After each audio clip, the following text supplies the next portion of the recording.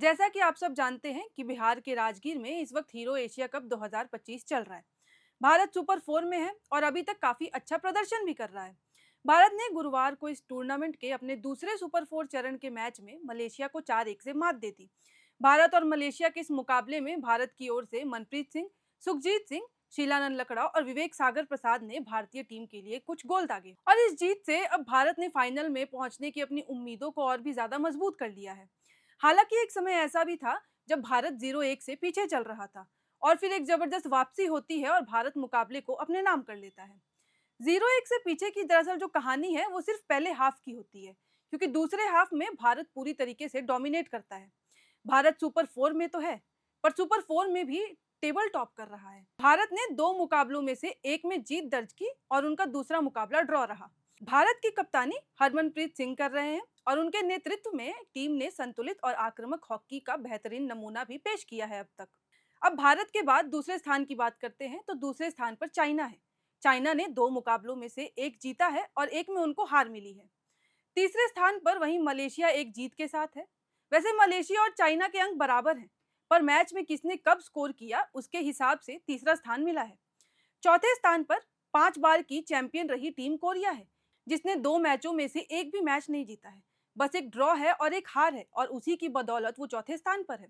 Korea को जो China से हार मिली है वो सिर्फ हार नहीं है, बल्कि चाइना ने उन्हें बुरी तरीके से हराया, क्योंकि विजेता टीम को 3-0 से मात देना कोई छोटी बात नहीं है।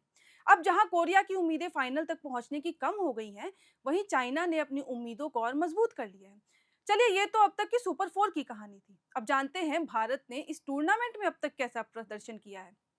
भारत के लिहाज से ये टूर्नामेंट बहुत जरूरी है, क्योंकि भारत अगर ये हीरो एशिया कप जीतता है तो वो सीधा क्वालिफाई कर जाएगा 2026 के वर्ल्ड कप के लिए।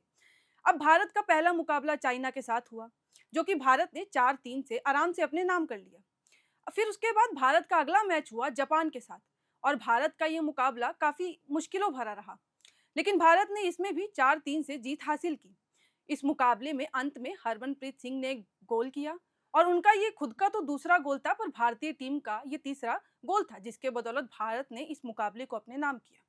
अब भारत का इस हीरो एशिया कप का तीसरा मुकाबला सबसे आसान रहा। इस मुकाबले में भारत ने 15 गोल दागे और इतने गोल से आप समझ गए होंगे कि जीत किसकी हुई होगी। फिर भी जानकारी के लिए बता दूं कि इसके बाद भारत ने जीत अपने नाम की। इस मुकाबले की खास बात यह थी कि भारत के 3 खिलाड़ियों ने गोल की हैट्रिक लगाई। 3 प्लेयर थे, अभिषेक, सुखजीत और जुगराज, जिन्होंने 3 गोल मारे। लेकिन इन तीनों में अभिषेक ने सबसे ज्यादा गोल किए, जो कि थे 4।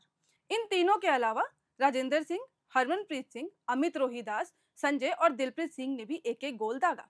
यूं मान लीजिए कि कजाकिस्तान के साथ हुए इस मुकाबले में एक तरह से सबने गोल किया।